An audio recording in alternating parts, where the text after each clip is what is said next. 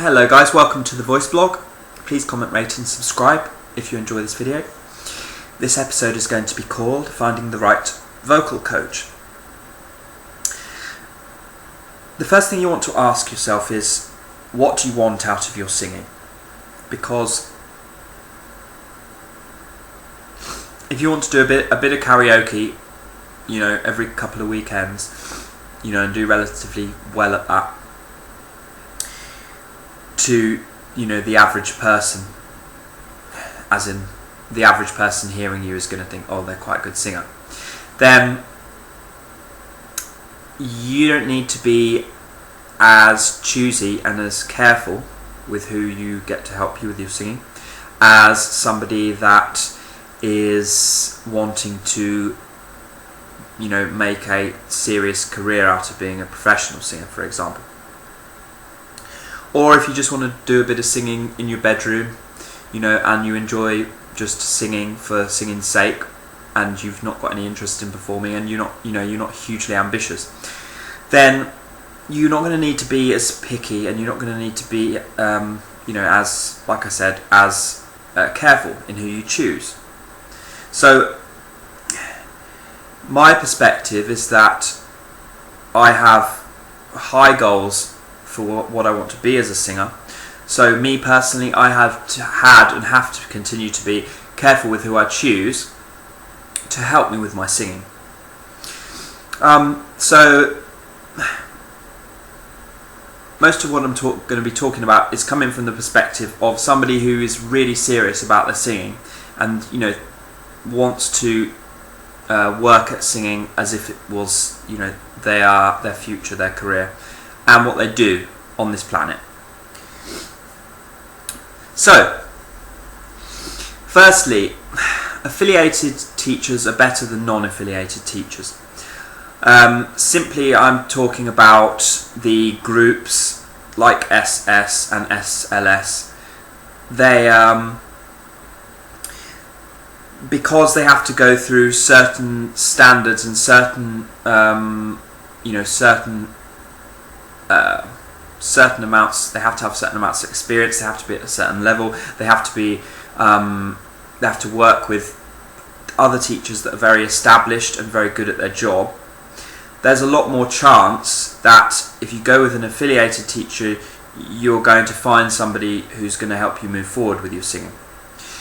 Saying that, I am sure there are some very good teachers out there who aren't affiliated, but I'm equally sure there's a lot more bad teachers out there that aren't affiliated than bad teachers that are affiliated. So bear that in mind. If you're going to go for a teacher that isn't affiliated with anybody, be more careful. Right. Number 2. Trust your gut instincts, but be open to some kinds of change. Voice lessons can be uncomfortable, especially at the beginning. So what I'm trying to get across here is, depending on where you are as a singer, vocal lessons can be very difficult in some regards, especially at the start. There are various reasons for this that I don't want to go into in this video, but you have to be comfortable that you may have some difficult experiences in lessons, but you also need to be able to trust your gut instinct about, is this teacher helping me move forward? Is this uncomfortableness, if that's even a word, is it because the teacher is taking me out of my comfort zone and putting me into a bigger kind of vocal vocabulary in terms of what I will be able to do? Or am I just uncomfortable with this teacher because we're not really communicating very well? If you're in a kind of vocal box, so to speak, that's small, and you sound a certain way all the time, a good teacher is always going to drag you towards sounds that you're not used to making and you will be uncomfortable making for a while. But once you get used to that new vocabulary, that new broader range of sound, you will at that point feel comfortable again. So it's a short-term pain, but the end result in the long term will mean greater vocal ability. That's what I talk about when I mean voice lessons can be uncomfortable, because if you want to improve at speed, you may need to come out of your comfort zone in the short term in order for the long term to improve. So, just going back to trust your gut instinct, you'll find with voice lessons that if you'll ask questions, and depending on the kinds of answers you get and just generally how the lessons go, like the next day or the next week after the lesson, as you've worked on things, you'll start to realise that teacher, they may have some things going on good for them, but they're not what I need or what I want, which is perfectly okay. You may have a very good singer and a very good teacher, but they may not be guiding you towards what you want as a singer. If they're a classical teacher, for example, and they only teach in that genre, they may be uncomfortable with you making certain sounds that a more contemporary style of teacher won't be uncomfortable with. A more contemporary type of teacher may be more comfortable with you having a more distinct quality to your sound. Like, for example, a Cyndi Lauper, for example. She's got a very bright sound, a very kind of twangy type of sound. And some people go for that, some people don't so much. But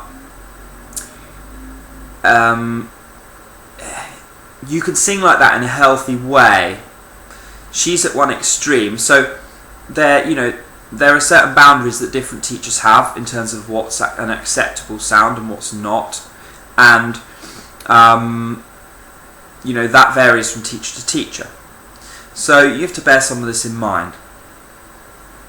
If your gut instincts are wrong, are saying no, this isn't going to work, trust them, because nine times out of 10 they will be right. The instincts, I mean. So, number 3. Good teachers are guiding you towards a similar goal, but they explain and translate the sensations in different ways. So, this is to do with a message I received today from a friend, and he was saying, I've had sessions with two different teachers, and they seem to have explained something to me in different ways, and I'm not sure I understand. Well, what you need to remember is the underlying sensations and the underlying physicality of what they're trying to explain is the same, but each person has their own way of translating that feeling into language, and I'll say that some people are better at this than others, and also different people are suited to different kinds of language. Some people are more suited to more mechanical types of explanations, and other people are more suited to more kind of emotional kinds of translations, if that makes sense. So try to understand that any kind of explanation is trying to explain the same underlying function, and just go with the explanations that translate reasonably well for you and what you want out of your singing. As long as they're a good teacher, they'll be guiding you in the right direction. If they're not a good teacher, then they'll be guiding you in the wrong direction. But if you know reasonably certainly that they're a good teacher, then you need to make a judgment at that point. Which explanation do I find helps me move forward in my singing? And look at it that way, because the underlying mechanism for singing is the same. Different people just have different ways of explaining it.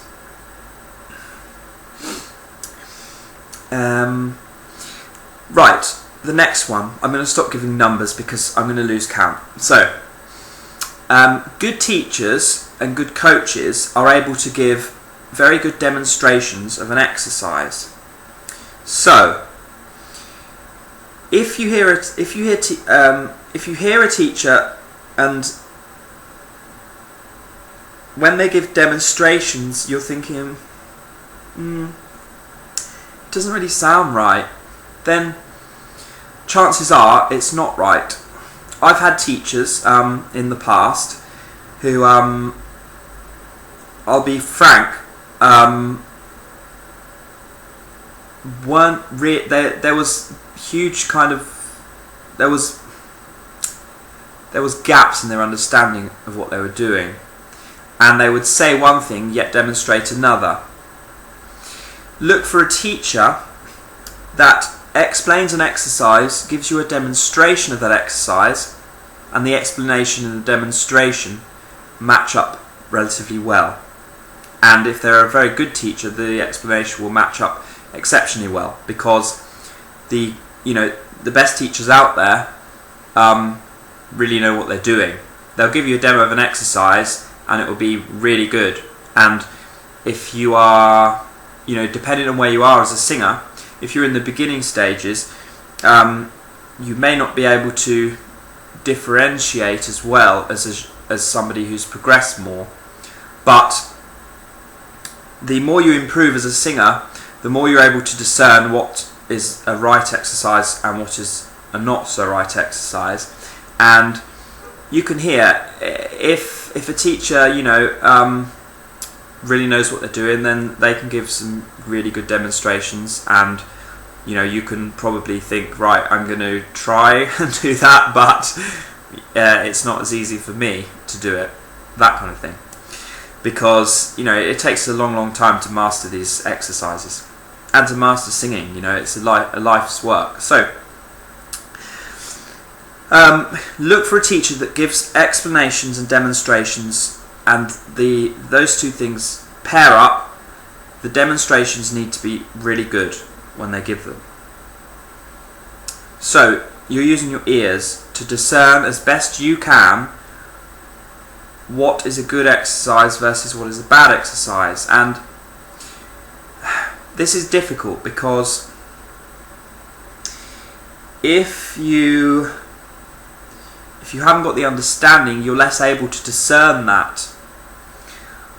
But so you have to do the best you can, and you have to listen to what different teachers are doing and decide for yourself, is that what I want out of my voice? That's the best way to do it. Say to yourself, listen to what they're doing and say, is that what I want from my voice? Is that freedom what I want, or is that lack of freedom what I want? Would be a better question to ask. Next one. You want to look for a coach that answers questions relatively clearly and also answers all of your questions and isn't afraid of questions. So some teachers will have the attitude of some have it, some don't, or some people can sing high and some people can't. It's just luck. Any teacher that answers your questions with these types of answers, you want to run away from immediately, ask for your money back. And you want to look for a coach ultimately that answers questions from the perspective that anyone can be an amazing singer with enough hard work, the right people around them, and the right vision. because ultimately that's true, and I've experienced that myself. But you'll find that a lot of teachers, a lot of people out there don't have these beliefs. So anybody with a, some have it, some don't type of attitude, just leave. There's no point in even contemplating moving forward with your vocals if the person teaching you believes that whatever talent you have was God-given, and that was it. You can't learn from that perspective. See, it's not possible to learn from that perspective. Right. Next one. Go with a teacher that you feel that you connect with on some kind of basic level. Just in conversation and the way that you interact with that person, you want to feel a kind of, just a basic kind of connection with them. I'm not talking about, a wild relationship here. I'm just talking about some people you meet, you connect with more when you speak to them. You have more of a natural understanding with them. Other people, the relationship takes a bit more work, and it's less of an instant kind of basic connection that you have with somebody on a one-to-one level. Go with a teacher that you have that basic kind of connection with, and somebody that you can talk to relatively simply and easily.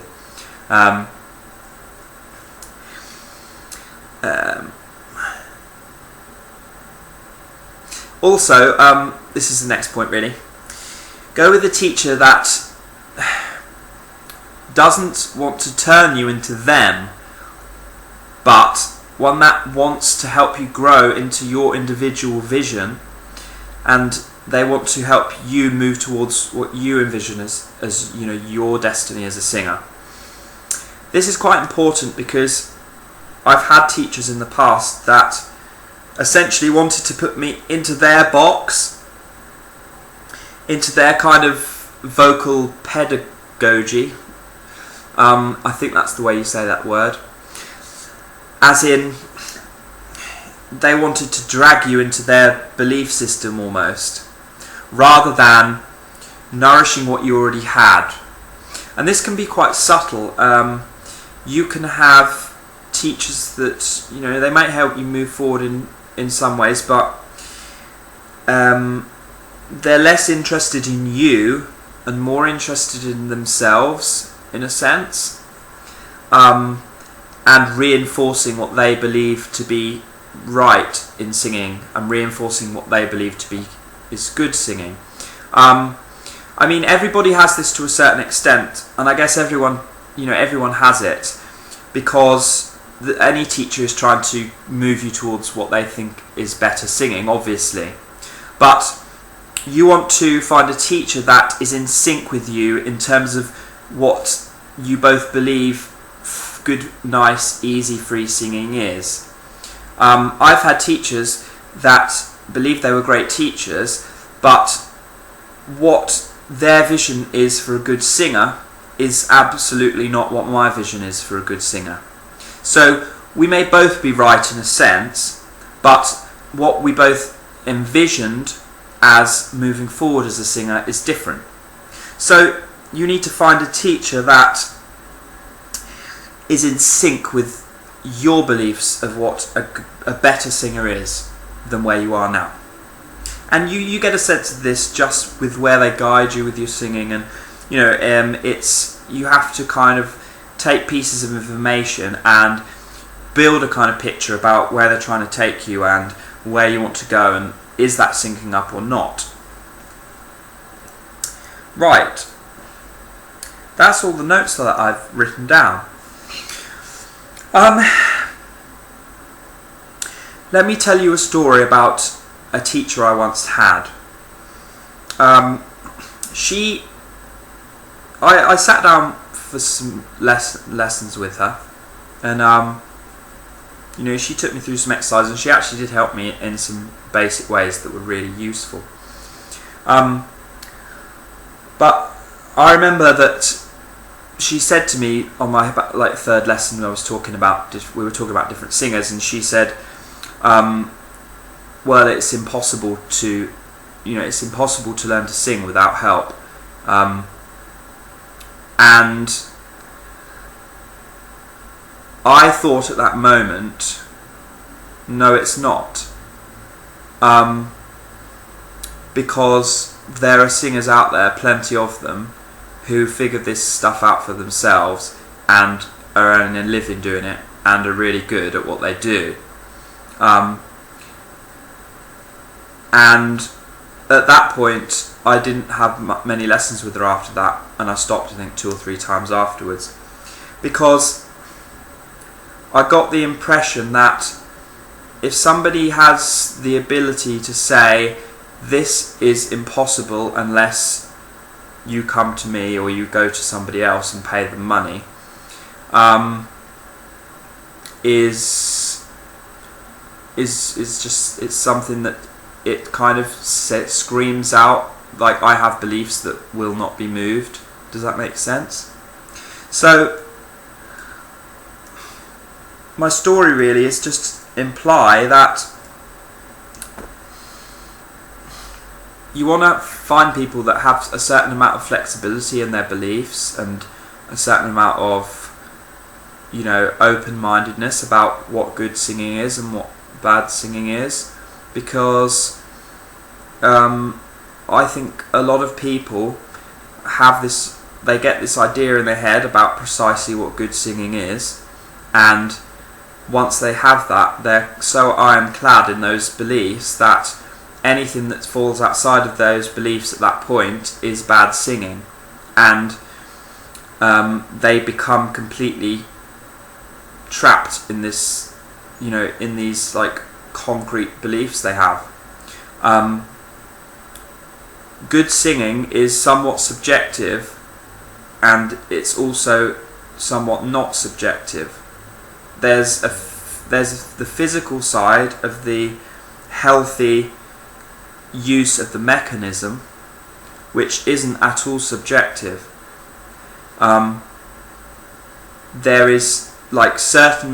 There's a certain physical reality in terms of how the voice works you cannot get away from. If you try and get away from it, then that's at your own peril. But style and artistry come on top of that, and that is completely subjective in many, many ways. If I make a sound that sounds horrible, it may be a completely legitimate sound in terms of the mechanism, but most people may find it displeasing. You've got to ask yourself, what is a displeasing sound? It's something subjective. It's not real. It's just a sound at the end of the day. It's displeasing because of what we associate it with, or how we've grown up to think of what's an acceptable sound or what's a not acceptable sound. You don't hear a dog making a sound or hearing a sound and being like, ooh, that was a horrible sound. It's a human condition, this idea of this sound isn't acceptable. That's what I mean when I talk about the subjective part of technique. I'm kind of going off on a tangent here, but I think it's important that when you're interacting with somebody and you're working with a coach and a teacher, that they have this basic understanding that there is the physical side of singing, the mechanism of the voice, and then there is the style and the artistry, and they aren't confusing the two, because there are a lot of coaches out there that do confuse the two, and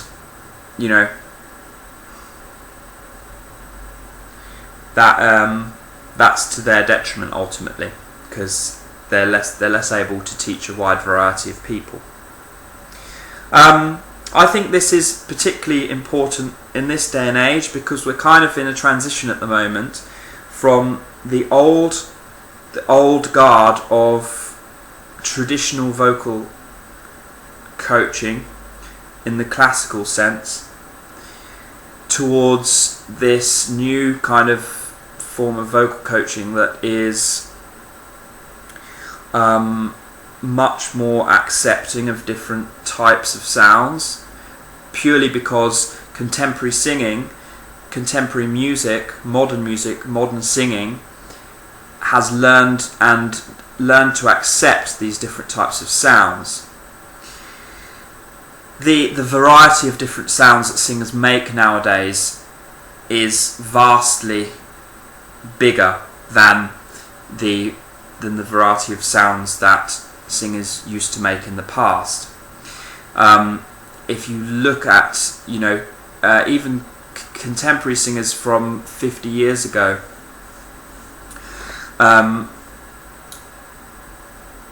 they all had a certain kind of system that they had to work within. It was only once, really the 60s and 70s came where, for example, you'll start to hear men singing a lot higher into their head voice. Before that, you did have countertenors, but they only made that specific type of sound. The boundaries that are acceptable now are vastly bigger than they were, in the past. So, bringing this back to, finding the right vocal coach, you want to find a teacher that's understanding of these new boundaries and comfortable with singers that aren't necessarily, completely central in absolutely everything they do. Singers that lean slightly one way or the other in certain aspects of their singing. If you find a coach that's accepting of that and nourishes that, you're more likely to get where you want to get. So, all of that said, ultimately you have to make your own call. You have to take responsibility for the people that you work with, and I think that's the most important thing to get across. The only person that's going to find that really good vocal coach that's going to work for you is you. And you have to take complete responsibility for that choice that you make. And honestly, it's probably one of the most important decisions you're going to have to make in your singing, because it's the decision that will take you forward quickly and take you forward truly where you want to go, versus a bad decision which is going to keep you stuck where you are, not moving forward and not learning what you want to learn. So, I hope this has helped, and be thoughtful and mindful when you're looking for a vocal coach. Thank you for listening, guys. Please comment, rate and subscribe, like I said at the start, if you enjoy, and I will see you next week. Bye bye.